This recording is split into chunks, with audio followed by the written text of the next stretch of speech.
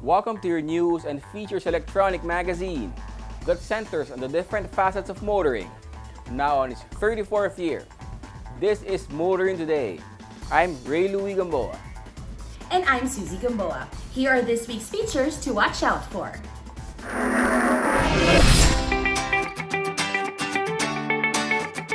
On Motoring Forum, we shall discuss how authorities are striking a balance between still allowing public transport to operate while minimizing transmission. A road safety reminder on the Young Street Smarts portion centers on the safe way of alighting a vehicle from the sidewalk. This week's Spying Choper shall be about following loading and unloading rules. The public service segment centers on social distancing protocol not being followed in a transport terminal. Showcase this week shall have the pickup from Isuzu, the D-Max LSE.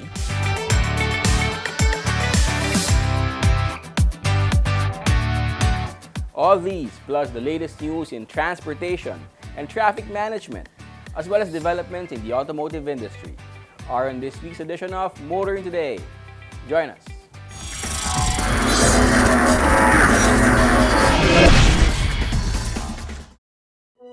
I think my dad is secretly a superhero. He's the coolest, smartest, strongest person alive.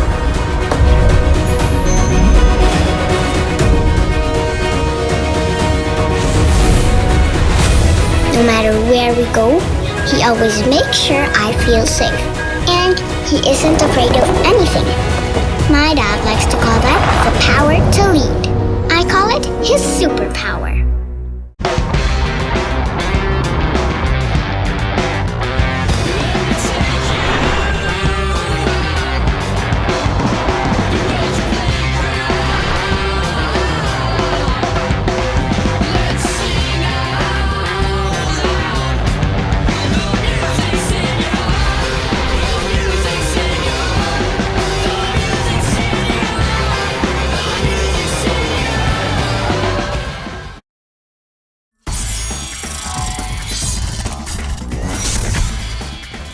Welcome back to Motoring Today. Here now are the latest news and developments in the country's transportation and traffic management.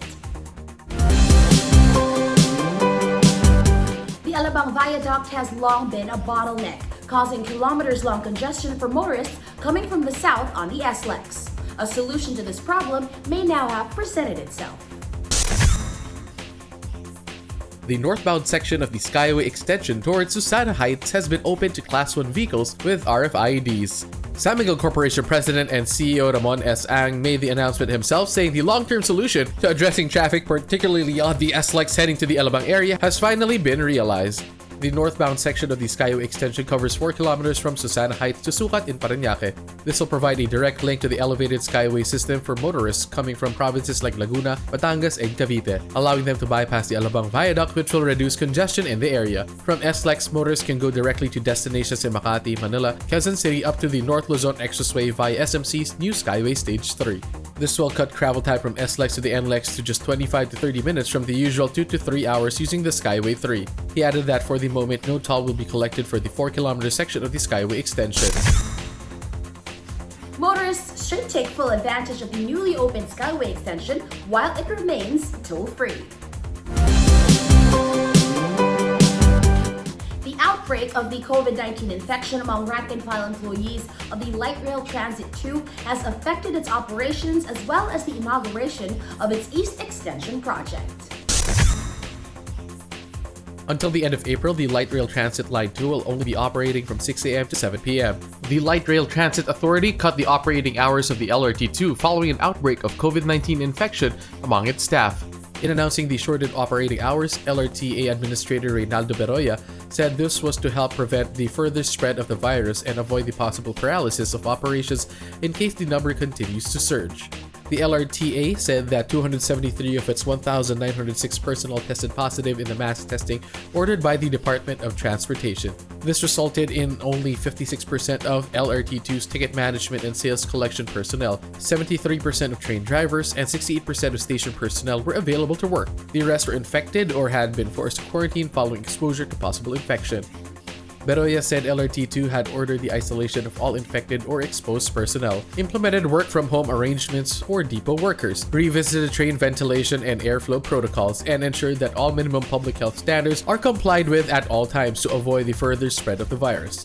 Meanwhile, the DOTR has moved the formal inauguration of the LRT2 East Extension project scheduled for April 26 to June 23, 2021. This was prompted by the surge in COVID-19 cases that led to IATF deciding to place Metro Manila and adjacent provinces under enhanced community quarantine and later modified enhanced community quarantine. The DOTR resetting the inauguration was meant to protect the health and safety of rail workers and the riding public. It added that foreign rail experts engaged in the final stages of installation, testing, and commissioning works for the project have been unable to report for work or enter the Philippines due to stringent restrictions being enforced. The LRT2 said that normal operating hours will resume on May 1. Here's hoping that the surge will have eased by then and that LRT2 and other light rail transit operators are implementing new and stricter measures to prevent the spread of the virus among its personnel and the passengers they serve.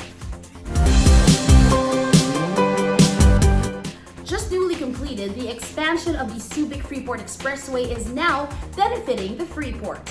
That's according to the Subic Bay Metropolitan Authority Chief herself.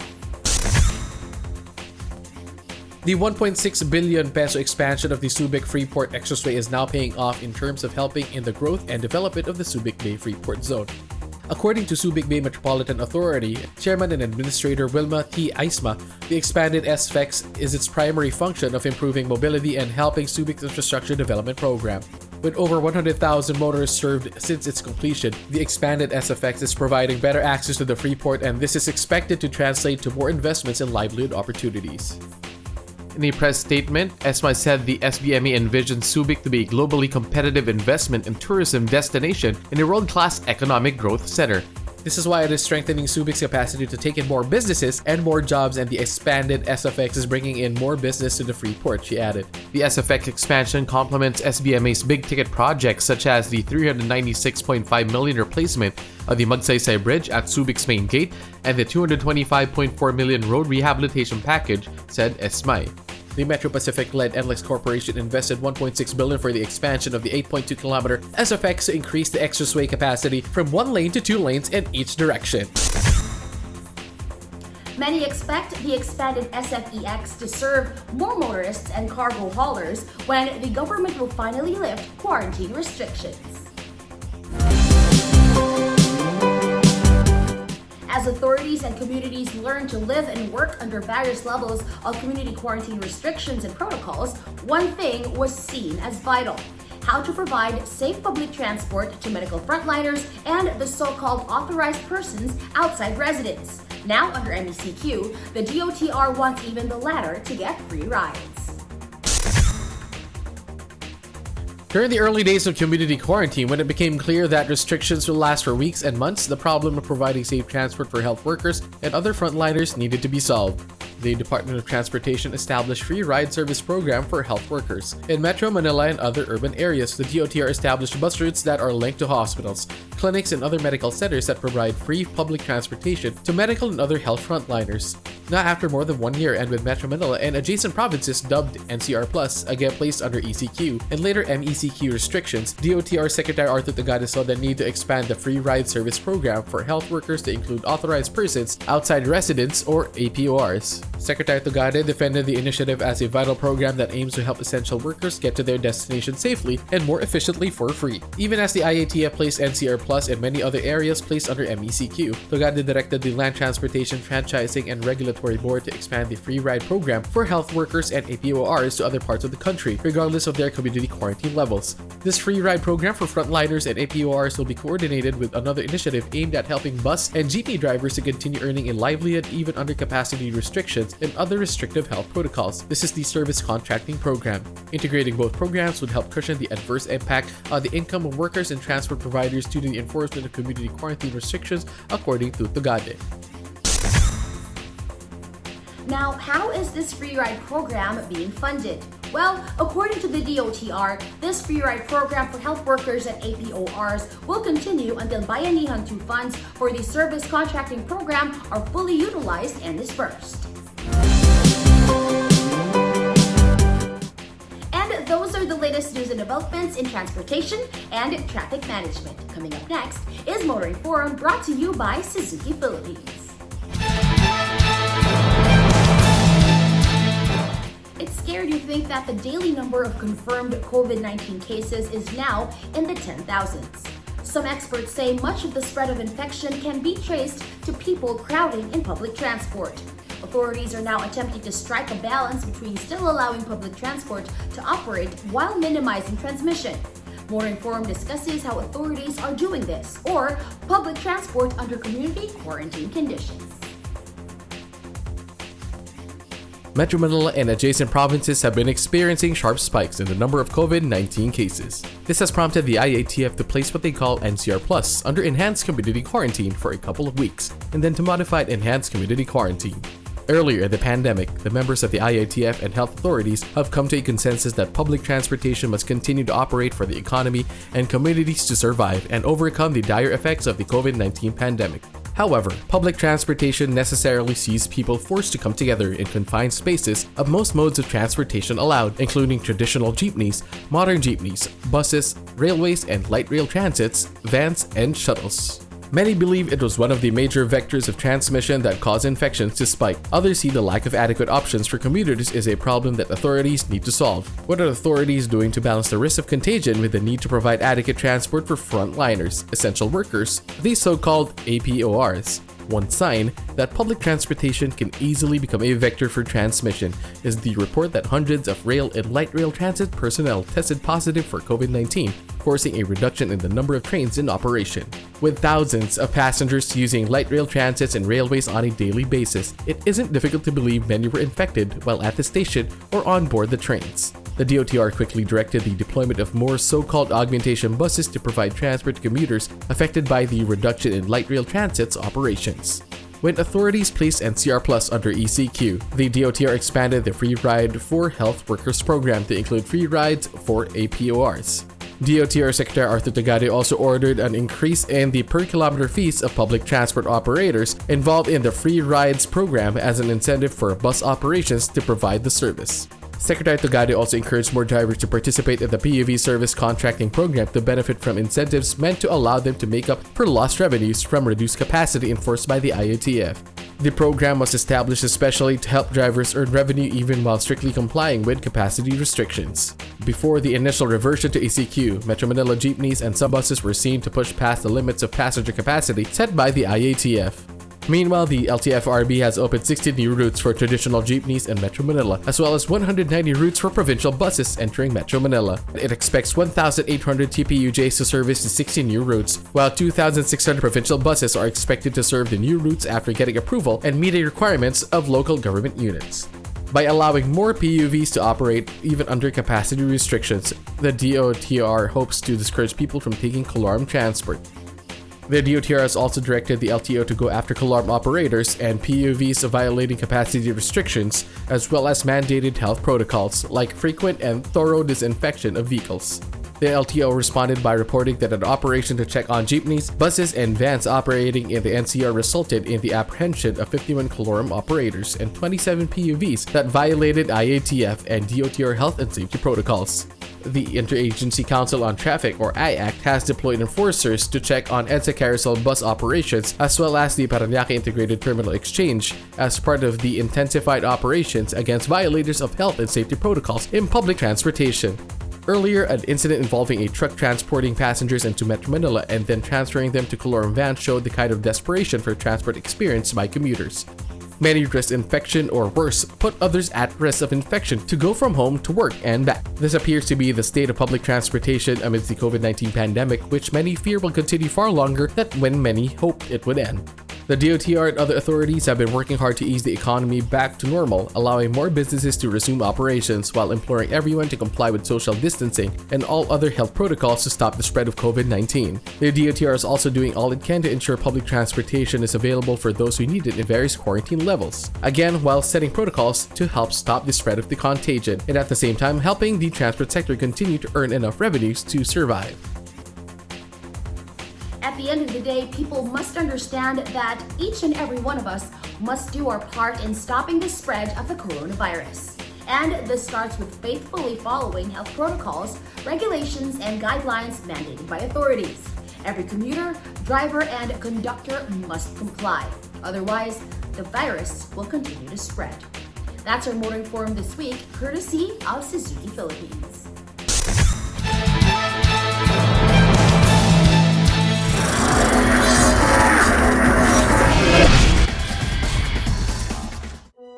I think my dad is secretly a superhero. He's the coolest, smartest, strongest person alive.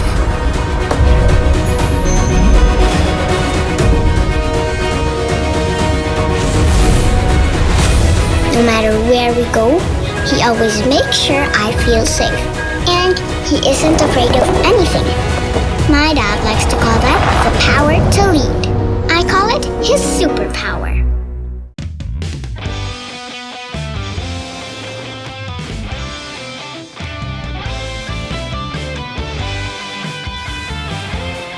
Live extra with the Mitsubishi Xpander Cross.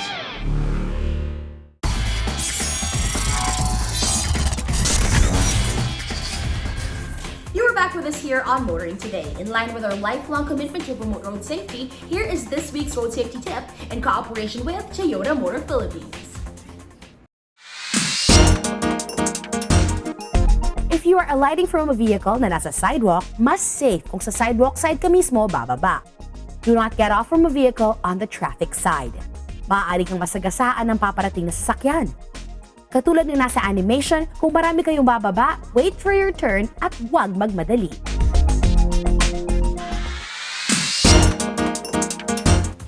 Continuing with this week's edition of Motoring Today, let's now focus on proper driver's demeanor, especially for those driving PUVs. From Mitsubishi Motors Philippines, here is Payong Chopper this week.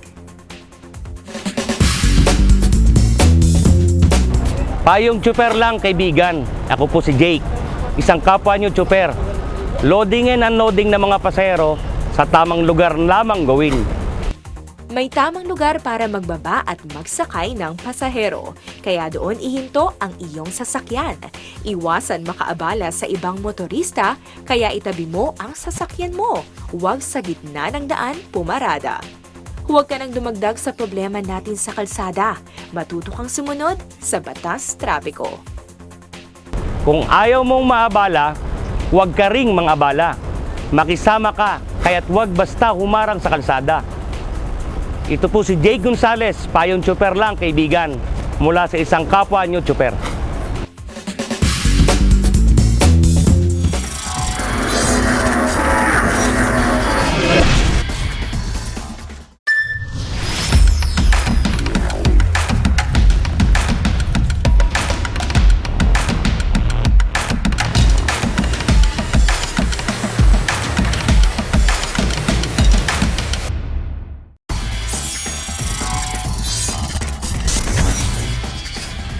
Welcome back to Motoring Today. World of Motorsports is next. We start with the latest news and developments. The GRGT Cup Philippines, the motorsport tournament organized by Toyota Gazoo Racing and hosted by Toyota Motor Philippines, flags off on April 30 with the first round of races. Around 200 participants from the leaderboard qualifiers are expected to compete, with the top 24 getting into the semi-final and heat races to be held on May 1. Players compete in 3 categories: the promotional class for those new to e-racing, the sporting class for those who have competed professionally, and the junior class for everyone aged 17 and below. Up to $1 million worth of prizes in cash and kind are at stake in the 2021 season of the GRGT Cup Philippines.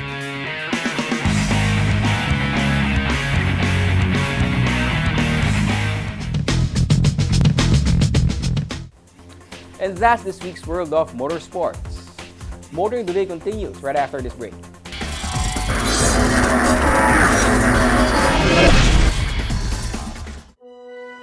think my dad is secretly a superhero. He's the coolest, smartest, strongest person alive.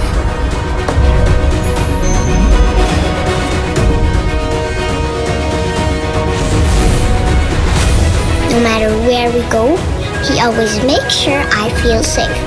And he isn't afraid of anything. My dad likes to call that the power to lead. I call it his superpower.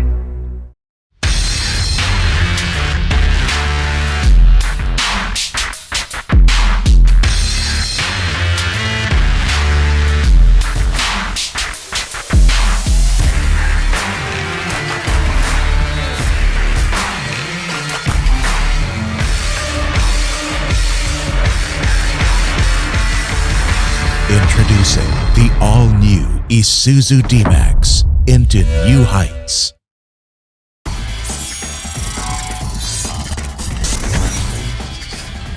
Welcome back to Motoring Today. Let's now take a look at what's happening in the local auto industry. There is said to be only 2 facilities in the world that meet the unique fit to BMW standards for dealership of the German maker of premium automobiles. And one of them just opened just a stone's throw away from EDSA. This is the RSA Motor Green Hills, a 1,800 square meter BMW facility at the corner of Connecticut Street, corner Florida Street, Barangay Wakwak, Mandaluyong City. SMC Asia Car Distributors Corporation, the official importer and distributor of BMW in the Philippines, said RSA Motors Green Hills is the latest and largest BMW dealership facility in the Philippines. RSA Motors Green Hills is our new flagship store. It's been quite some time in the making. We've had all these delays due to the pandemic, but finally we're able to open our doors. And significance of which is that we now have a flagship showroom which should even elevate the BMW ownership experience. According to the company, the facility features signature furniture pieces and design elements that, coupled with a more personalized customer service, creating an atmosphere that's unmistakably BMW. The new BMW dealership comprises 4 floors. The ground floor houses the main showroom, showcasing the BMW 1 Series up to the BMW Z4, a service bay for basic preventive maintenance work and quick diagnostics, and the Isata Cafe for lounging. Also on the ground floor is the car delivery room, a special place where a new buyer gets his dream BMW. On the second floor is the showroom for BMW M vehicles, the BMW 7 Series and X7, as well as another lounge and cafe. I'd like to invite all the viewers of STV to pay a visit to our newest flagship store in Green Hills. It is 403 Columbia Street, corner Connecticut, Mandaluyong City. This is just a street away from EDSA on Connecticut. To take a look at the new flagship store, BMW RSA Motors Green Hills, and see for yourself, like what I told Janelle. We can read about it, we can watch it on YouTube, we can talk about it, but the experience, I promise you, will be totally different when you visit our new store. While under MECQ, RSA Motor Green Hills is open from Monday to Saturday, 8:30 a.m. to 5:30 p.m.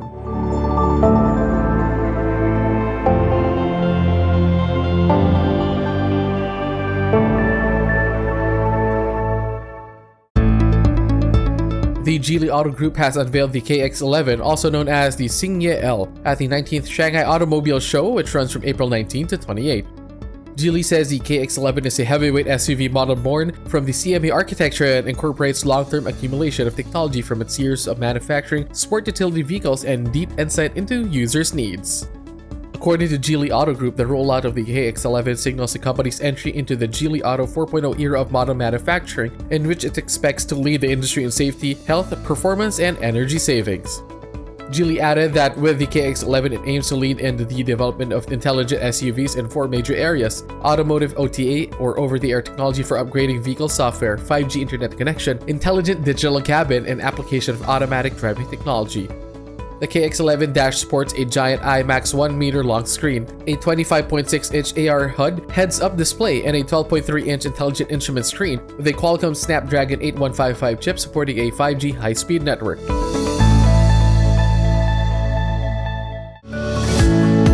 Honda Cars Philippines has added the all-new City Hatchback to its lineup.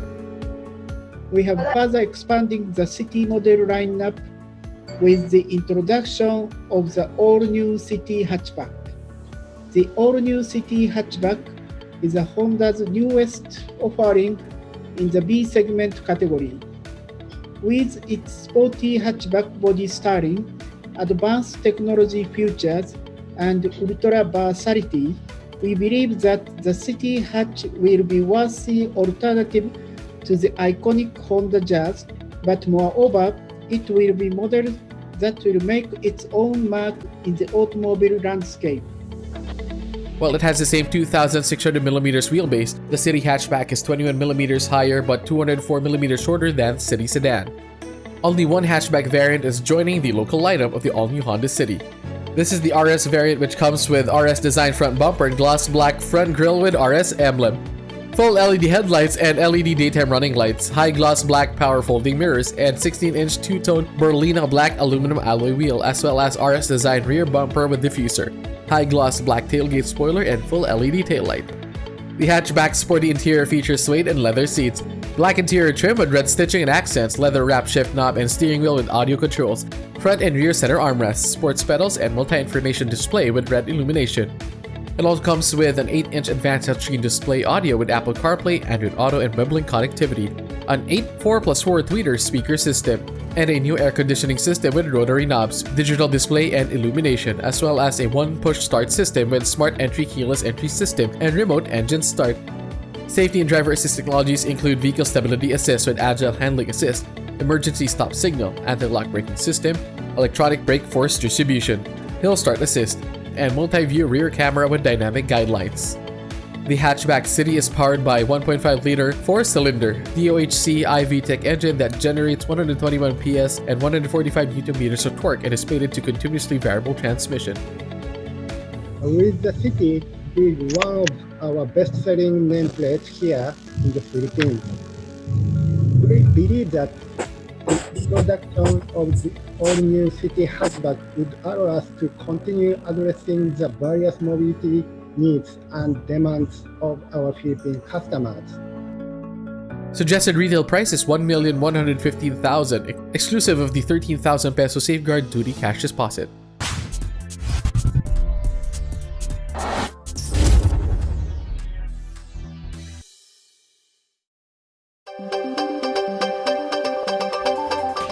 Motor Today now brings you our Car of the Week on Showcase, courtesy of Prudential Guarantee. The pickup war is heating up, with more brands and variants providing buyers a multitude of attractive choices. Showcase takes a look at the all-new Isuzu D-Max LSE.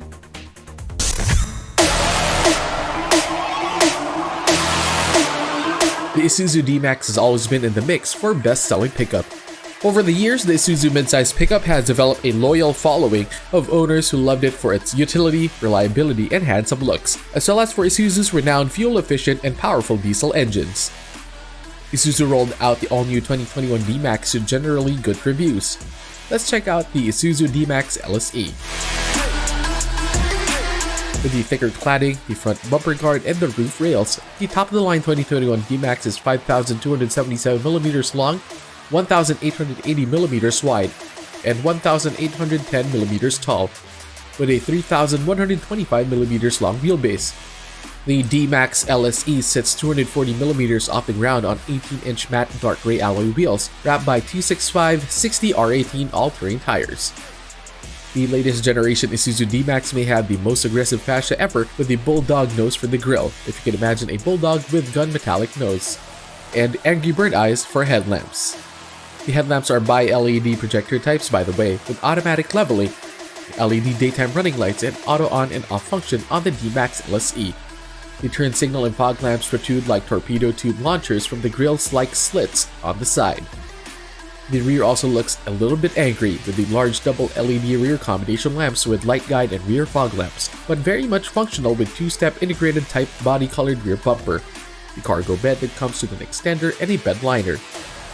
Other exterior features on the D-Max LSE include side view mirrors with integrated turn lights that power adjust and fold, rain-sensing wipers, and step cord. The Isuzu D-Max now comes with a lot of the techier and convenience features that make driving and riding a pickup such a breeze. This is especially true with the D-Max LSE. It's got remote car lock and remote start engine functions. Once inside, the driver and front seat passenger get hugged in brown leather bucket seats. The driver can adjust his seat 8 ways. The steering wheel also comes in leather. It tilts and telescopes and features switches for audio, phone, and voice controls, as well as driver's assist systems and the multi-information display. The spacious cabin can seat 5 comfortably. The second row seat for 3 splits and folds 60/40. The dash features soft touch surfaces, an instrument cluster with 4.2-inch electroluminescent multi-information display, and the 10.4-inch touchscreen infotainment system. One can use both Apple or Android phones on the infotainment system through Bluetooth connection or USB. It also comes with auxiliary in port and plays through 8 speakers in the LSE. There's ample in-cabin storage for much of the stuff millennials carry around, and for beverage and cups. Isuzu even kept the storage space on top of the dash. A 12-volt accessory outlet is standard. Dual-zone climate control and aircon vent on rear console keeps everyone all cool and comfy in the cabin. The D-Max LSE is both fun and comfortable to drive. The fun comes from a 2000cc 4-cylinder turbocharged and intercooled diesel engine that generates 150 horsepower and 450 Nm of torque. The LSE comes with 4x4 drive, 6-speed automatic transmission with sequential shift, transfer control switch, and aluminum rear drive shaft. Isuzu says the new D-Max has a bigger and stronger chassis with greater torsional rigidity for improved handling and stability. Noise and vibration reduction was also given emphasis in the new D-Max's development. The suspension system uses double wishbones with coil spring and high-mounted upper control arm, and stabilizer in front and long-span semi-elliptical soft ride leaf spring in the rear. Isuzu said this new D-Max suspension system has been configured to minimize body roll, be more stable with cargo loaded in the back, and improve ride comfort. The brake system uses front ventilated disc and rear auto-adjust drums. Isuzu fitted the D-Max with its advanced driver assist systems, or ADAS. This is a suite of driver assist technologies that include forward collision warning, autonomous emergency brake, adaptive cruise control with manual speed limiter, lane departure warning, blind spot monitoring, rear cross traffic alert, and parking aid sensors with 4-eye rear view camera. Also added for safety are 7 SRS airbags, anti-lock brake system with electronic brake force distribution, brake assist, electronic stability control, hill start assist, and hill descent control. Isuzu D-Max LSE has serious off-road capabilities. This is signaled by the presence of underbody protection that includes transfer case protector, transmission cover, front and rear skid plates. The all-new D-Max has also improved approach and departure angles for taking on rough roads and ascending and descending trails, as well as increased safe weighting capability to 800mm. The all-new Isuzu D-Max LSE exemplifies the trend from making pickups a very comfortable and connected daily drive, a very practical utility vehicle, and very capable off-roader.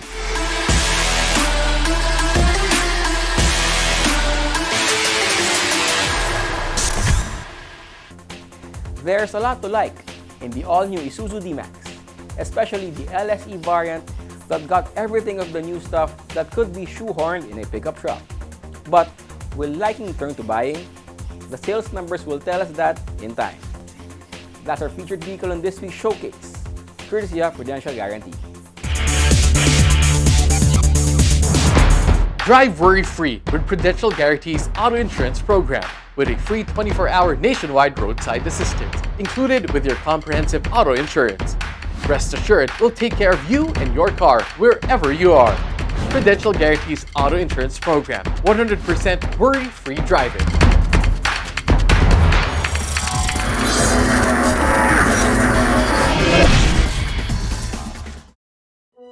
I think my dad is secretly a superhero. He's the coolest, smartest, strongest person alive.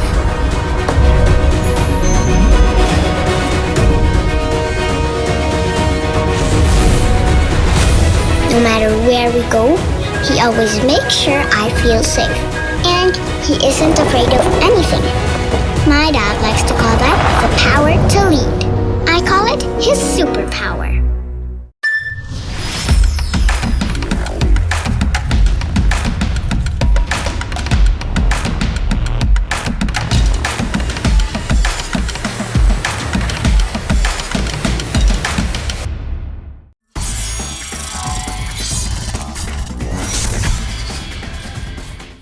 We now have our public service segment brought to you by Honda Cars Philippines. Weeks prior to the reimposition of enhanced community quarantine and later on modified enhanced community quarantine, we were able to travel and visit our families in an island in Luzon after such a long time. This is also the first time we took public transportation at a land port that is being tagged as the largest bus terminal in the country. In the past, we had opportunities to visit and cover events at the said terminal, and no doubt it has the best features and useful amenities. But this public service focuses on a health and safety protocol against COVID-19 that's been disregarded, at least for that time we stayed, by passengers. In the video, it can be seen that passengers are lining up before an available ride arrives. We all know by now that social distancing is one of the most effective ways to help prevent the spread of the deadly virus. Health authorities have been saying this for more than a year already. It seems like commuters have forgotten this, as shown in the video. While there are marshals manning the area and from time to time remind the passengers to keep their distance, things might be lacking. Discipline on the part of the passengers and strict enforcement on the side of the authorities.